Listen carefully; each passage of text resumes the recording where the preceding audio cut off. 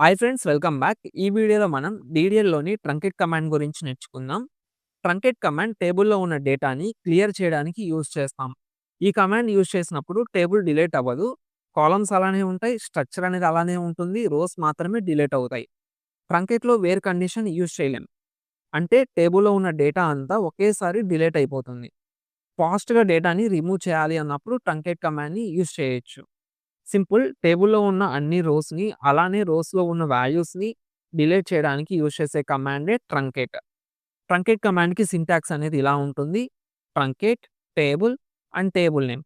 ఏ table అయితే మనం డేటాని రిమూవ్ చేయాలనుకుంటున్నామో ఆ యొక్క టేబుల్ నేమ్ అనేది ఇవ్వాలి. ఇప్పుడు దీన్ని మనం ప్రాక్టికల్‌గా అయితే ఎగ్జిక్యూట్ చేసి చూద్దాం. నేను ఆల్రెడీ స్టూడెంట్ డీటెయిల్స్ అనే టేబుల్‌లో కొంత డేటాని ఇన్సర్ట్ చేశాను. మీకు ఒకసారి టేబుల్‌లో ఉన్న ప్రెజెంట్ డేటాని చూపిస్తాను.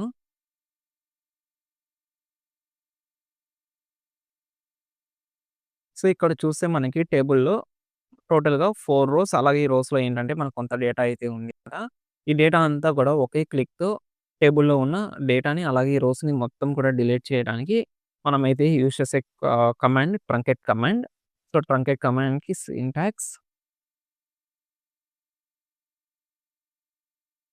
Truncate, table and table name. Table name వచ్చేసి ఏ టేబుల్‌లో అయితే డేటాని డిలీట్ చేయాలనుకున్నామో ఆ యొక్క టేబుల్ నేమ్. సో, ఇప్పుడు ఈ క్వెరీనైతే ఎగ్జిక్యూట్ చేద్దాం.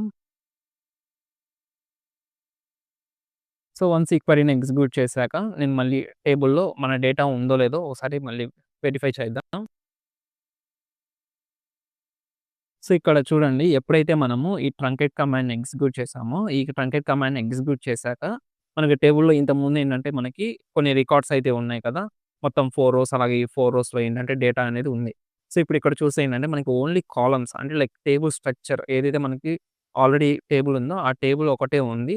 ఆ టేబుల్‌తో పాటు కాలమ్ నేమ్స్ కాలమ్స్ అయితే ఉన్నాయి. బట్ ఏంటంటే ఈ రోస్ అలాగే ఈ రోస్‌లో ఉన్న డేటా అనేది మనకు డిలీట్ అయింది.